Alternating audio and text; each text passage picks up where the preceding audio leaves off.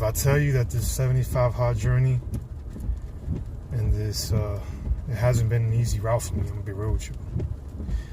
I started last January.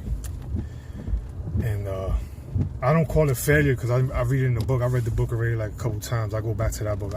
I recommend that 75 hard book. I added to my good book section. You know what I'm saying? Like, a lot of my good book section has the Bible. It has the 4 Agreements collection.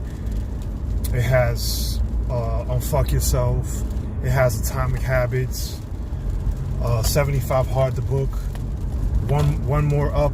That's my good book section. Those are books that for the rest of and Linchpin. Those are books that for the rest of my life I will go back to. I haven't read The Economy of Leadership yet or Extreme Ownership. I'm gonna get on those. Relentless, another book that I add to my good book collection. And yeah, I will go back to those books and I'll be aligned to them for the rest of my life. It's good to go back. I highlight stuff, I take notes, but I had a really rough first start of 75 hard last January.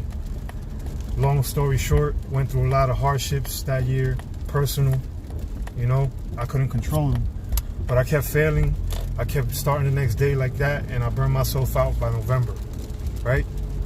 So, be hurting in November mentally, you know, loss of my grandma, you know, issues with my kids, my boys, you know, my son was in the hospital for a while, in a coma, a lot of stuff mentally, and I had to work. My job would tell me, hey, Lewis, take some sick days off. Yeah, how am I going to pay my bills, right? So you see where the stress comes from? But I'm grateful for 75 hard because that kept me leveled up, man, you know. And my best friend, which he, you know, he was going through his mental issues too. And I helped him get his life back, and he's actually fit now. And he's lost over almost 100 pounds now. He's under 200 pounds, and he's dedicated, man. And I changed his mindset. So what I'm trying to say is that no matter what, we're here to serve, right? So there's always somebody there that you can help in this planet. Doesn't have to be a whole bunch of people. But that's what keeps me fired up. That's what keeps me fulfilled and alive and wanting to live every day. And I'm grateful for 75 Hard. I'm grateful for First Form, because First Form is not only a great company, but also a family and a great culture. And honestly, like, it's helped me align myself even more with myself. And it's really taught me how to be selfless, you know, and understanding and being able to listen to people more, you know. And that's what it's about. That's what family is about. My transformation challenge, it's the best one I've ever done. I've actually held myself accountable every single day. So I like the fact that the book says that. I remember this because I grew up in the 80s and I used to play video games too. Contra was like one of my favorite games too. Up, up, down, down, left, right, A, B, start. Remember that code? I don't know if it's the same one, but maybe it is. I don't know. But that's just going in my memory bank. Good memories though. Only good memories, you know? Good experiences. So I like that he said God mode in the book. And that's really how you feel. Because 75 Hard has taught me not only to hold myself accountable, but to hold others accountable around me. You know, to be a great leader example, and how to be more disciplined with myself, mentally, physically, even emotionally. You know what I'm saying? And it's a great feeling.